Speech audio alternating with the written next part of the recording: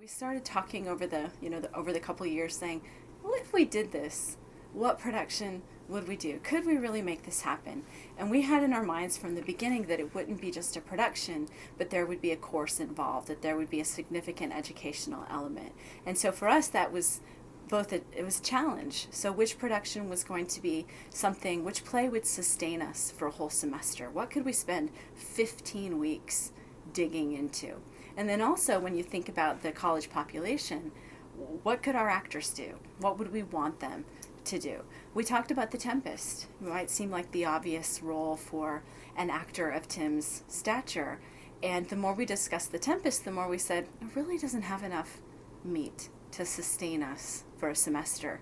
And there's only one woman in the play. We have so many wonderful, talented actors, but so many talented female actors. We wanted to give them something to do. So the more we let this ferment, Tim and Dale Daigle, who was the then chair of the theater department, got together and talked about it and tossed around plays.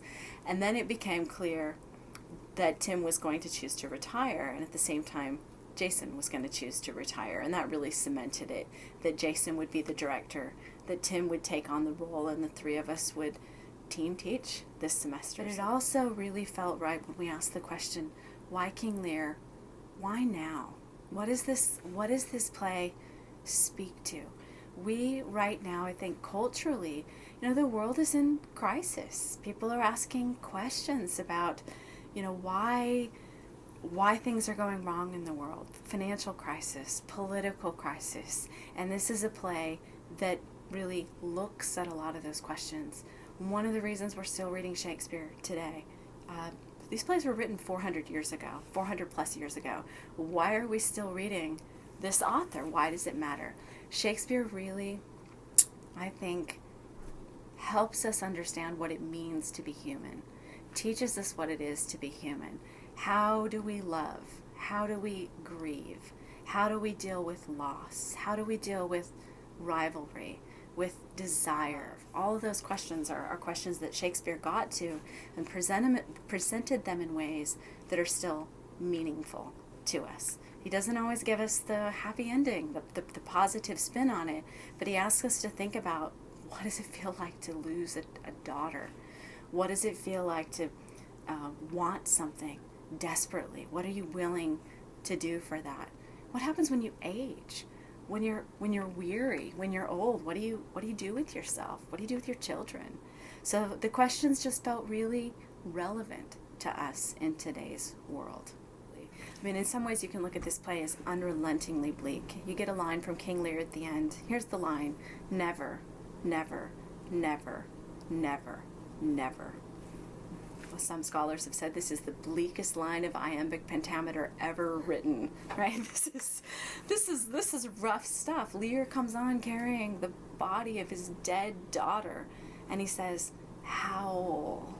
It's awful, absolutely awful. But there are also moments of hope, of redemption, of forgiveness, and of you can stage this play so that the end is just nothing but bleak. But we're really looking at what's to be learned at this, what's to be taken away, those moments of hopefulness at the end of reconstruction that's possible.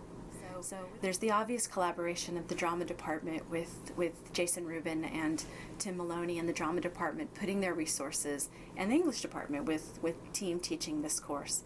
But we've reached out to a lot of quarters of the college. One thing I'd note is that there are, among the cast and crew, there are students from 11 different majors, from chemistry, from environmental studies, from biology, from art, from German. And so it isn't just a production for drama majors. This is for everybody.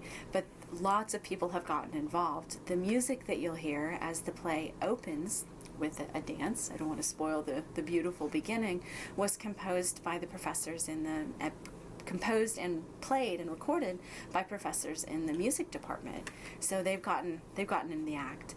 We have done the Lit House. Mike Kaler, the master printer, has printed a hand-set broadside on the letterpresses of John Keats's 1818 poem on sitting down to read King Lear once more. And so we've got a beautiful broadside that's been printed. The Multimedia Production Center, Brian Palmer, has gotten in the act with our students. 8 of them are making their own documentaries of this. So they're learning video techniques and interview techniques like what we're doing today, and putting together, working with modern technology to think about King Lear. So we've tried to make it a semester of Lear. I've been calling it the Lear Project, as we sort of reach out and penetrate everybody's consciousness with King Lear. Well, it's sort of funny. We've spent a whole semester studying it, and we could even say we haven't covered it all. We haven't done everything.